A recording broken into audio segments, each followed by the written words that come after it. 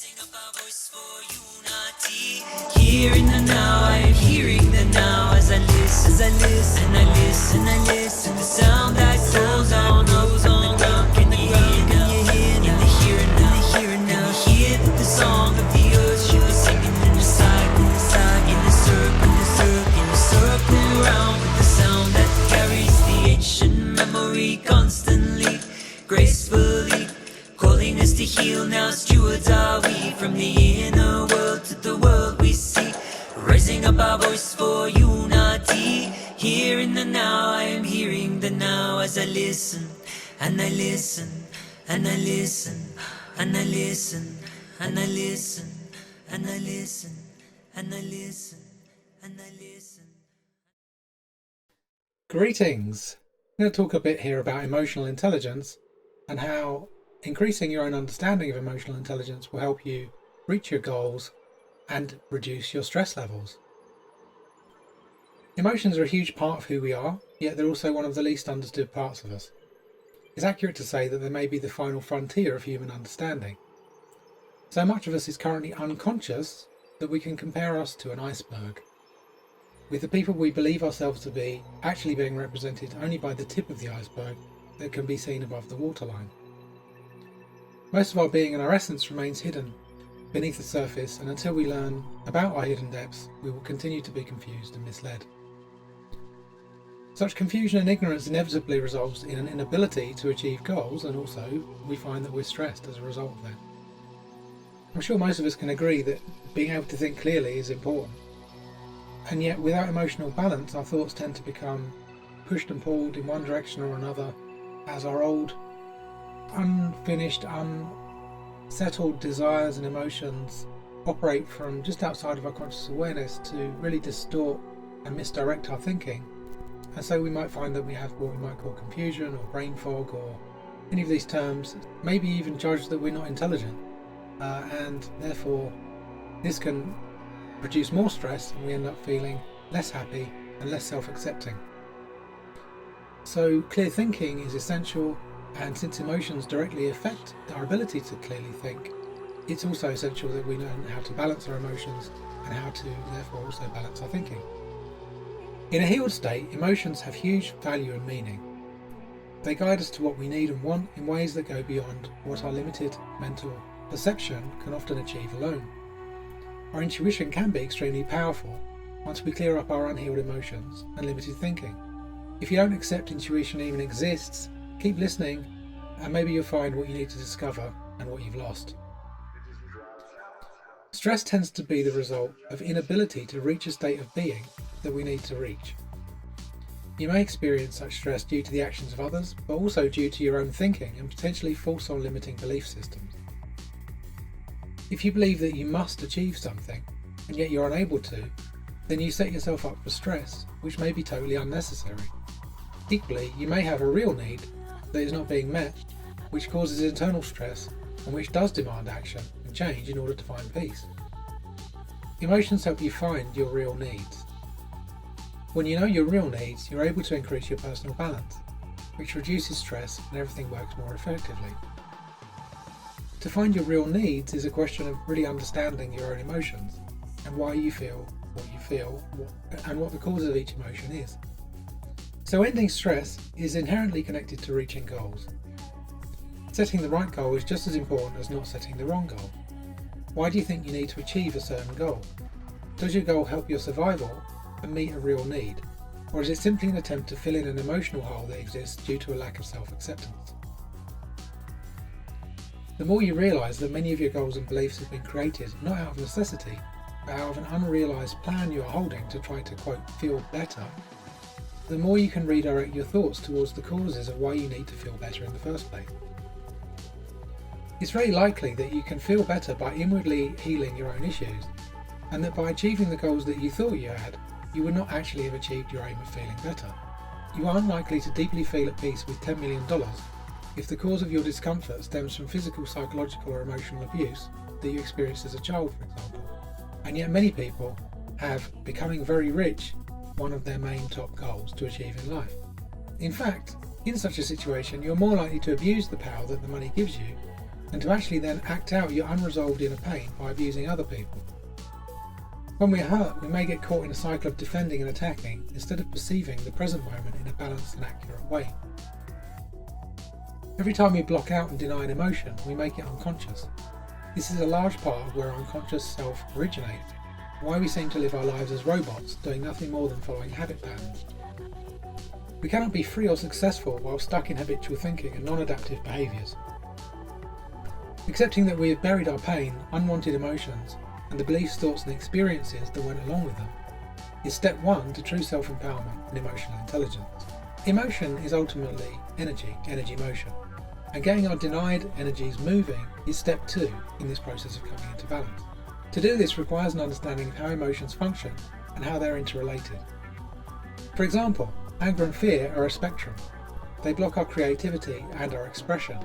Anger tends to sit on top of fear to try to protect us from what we're frightened of. So by addressing the beliefs that cause the fear, you will also stop the anger in many cases. However, anger itself is not wrong or bad. It's just a loving force that tries to protect us from whatever it is that we're frightened of. Anger may actually keep you alive in some circumstances. So it's clear that the idea that anger is this dangerous, destructive force is not entirely true.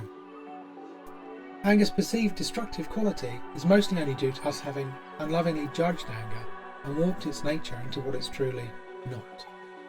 In other words, by thinking that anger is, quote, bad or unloving or dangerous inherently, there's no other possibility of what anger could actually be. The anger then is forced through our own thought processes to conform to what we believe it to be, because emotions are responsive to what we think. As long as your belief systems tell you that anger is dangerous, you'll find it very difficult to perceive anger in any other way. Once you safely get your emotions moving as sounds in private, which most of us have never done, or very rarely do, we may have the occasional grunt or groan, but generally we are programmed to try to control our emotions and not let these sounds out. We also tend to convert them into words and only talk about them, which is a mentalization of the emotion rather than allowing the emotion to be an emotion. Once we stop doing those things and actually allow the emotions to move as sound vibrations, we can start to experience them for what they really are, rather than what our mind has defined them to be. They can then inform us of what their message is, why they exist, and what they need to feel differently. In other words, they help us find our real needs. In doing this, you open space up for change, not just psychologically and emotionally, but also in your life in general. Your emotions really attract you and repulse you from certain people and experiences constantly. And so the ability to change them in a natural, organic way means that your life is going to change too. Just by experimenting with becoming less controlling of your emotions and letting them move in private safely is enough to start opening your mind to some of what I'm talking about here. Most of us hold tight mental control over our emotions, and that needs to be released now so that we can move and be more balanced. Non-judgmental thinking is necessary to understand self and emotions. Labeling emotions as good or bad is a huge barrier to being free and balanced. You'll find that some emotions cannot even express, feel safe or be understood in the presence of judgments. Judgments distort and cloud thinking. They have the power to warp the reality of what's being felt and thus cause huge problems. Many people think that judgments are necessary, but they're not. Judgments attempt to fill in the gaps in understanding by what amounts to be little more than guesswork, or even just what's preferred. In other words, we'll realise we don't know something, and rather than just accept and be okay with the fact that we don't know something, in a state of stress or panic perhaps on some level, our mind would leap to jump to fill in the gaps with a guess, or simply just to say what we prefer is true is actually true, to try to keep us safe. It's a defence mechanism. The reality is that what we experience and what is true are not always going to be what we prefer them to be. It's necessary to be okay with not knowing an answer, and to then not be triggered into judgment in order to define that you have an answer that you really don't. Good and bad are themselves value judgments, so by judging that certain emotions are good and certain emotions are bad, you're actually setting yourself up for failure.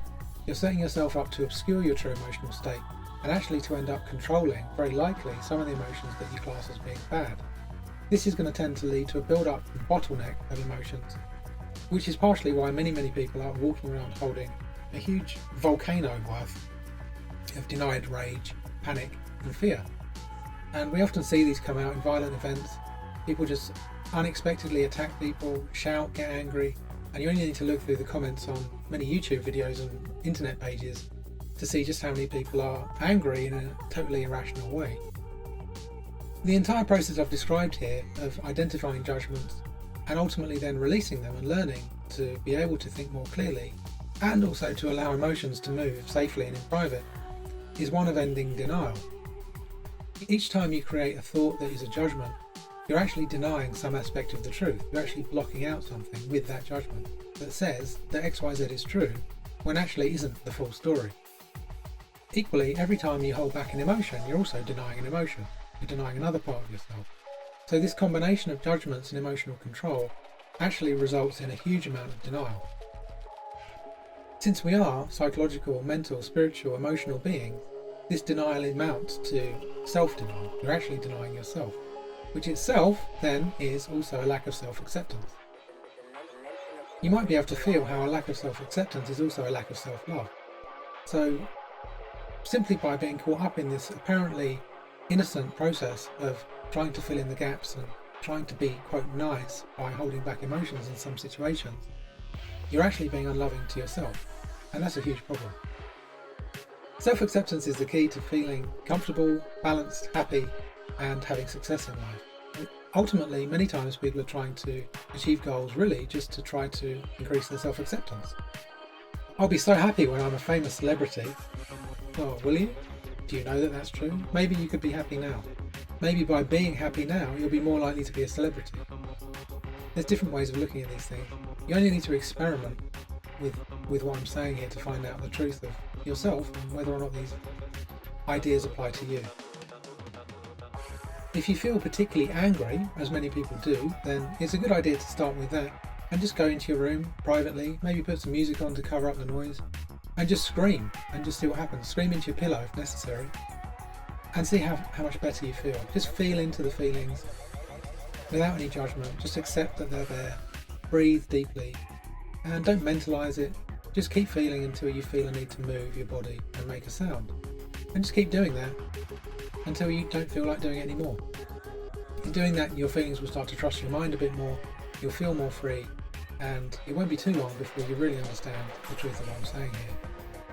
It won't in fact be long for many people before they start to convert what felt like an unchanging and unchangeable emotional state of terror and panic into something approximating orgasmic joy. Because these feelings want to be free, they want to be loved and accepted, they want to be allowed to express, and that's what our society has told us never to do in many cases.